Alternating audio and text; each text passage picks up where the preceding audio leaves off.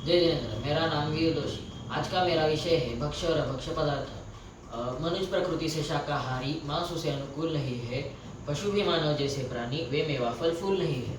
आंतरिक निर्मलता, स्वच्छता व सरलता की प्राप्ति के लिए भोजन शुद्धि का बहुत महत्व है। हमारे आचार विचार की शुद्धि मन शुद्धि पर अवलंबित है और मन शुद्धि भोजन शुद्धि पर अवलंबित है। ऐसा कहा भी जाता है, जैसा खावे अन्न वैसा होवे मन। इसीलिए हमें भक्ष्य और अभक्ष्य क्या है इसकी मालूमात होनी चाहिए। जो पदार्थ खाने योग्य है उसे भक्ष्य पदार्थ कहते हैं और जो पदार्थ खाने योग्य नहीं है उसे अभक्ष्य पदार्थ कहते हैं।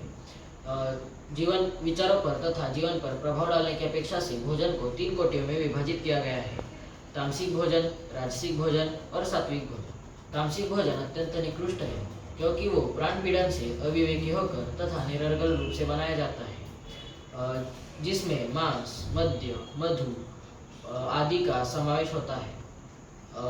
राजसिक भोजन स्वाद की दृष्टि से बनाया जाता है।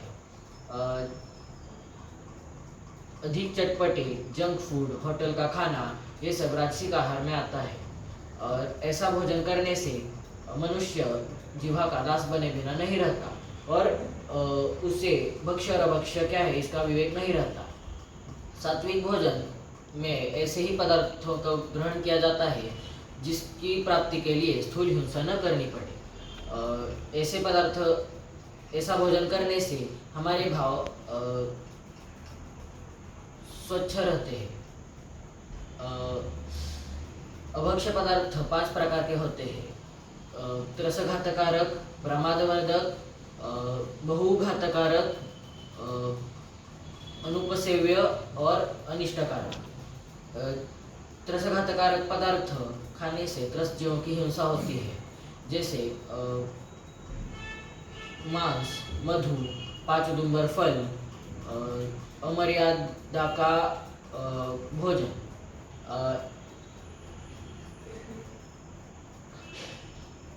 प्रमादवर्धक पदार्थ खाने से प्रमाद और आलस आता है। सिगारेट, गांजा, भांग, शराब ऐसे पदार्थ, ऐसे मादक पदार्थ प्रमादवर्धक पदार्थ कहलाते हैं। बहुघातकारक पदार्थ खाने से त्रस्तियों की प्रचंड हिंसा होती है। आलू, प्याज, लहसुन आदि कंदमूल बहुघातकारक पदार्थ कहलाते हैं। अनुपसेव्य पदार्थ सज्जन पुरुषों को ग्रहण नहीं करने चाहिए। गोमूत्र, ऊँटनी का दूध, लार, मलमूत्र आदि अनुपसेव्य पदार्थ कहलाते हैं।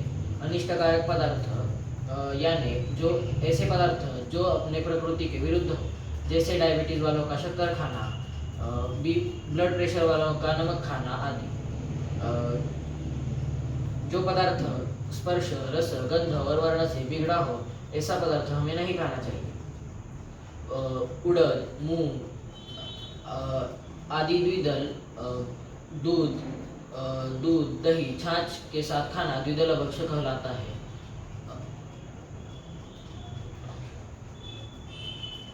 जिनागम में भी 22 अभक्ष्य पदार्थों को त्यागने की प्रेरणा दी गई है। महाभारत में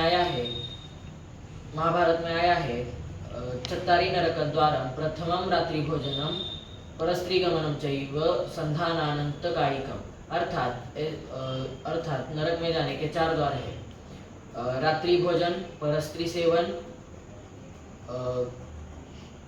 अमर्यादा का भोजन और अनंतकायिक कंदमूल खाना। हमें नरक नहीं जाना,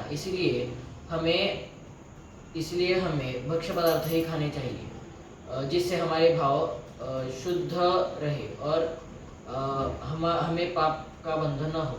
जय जय।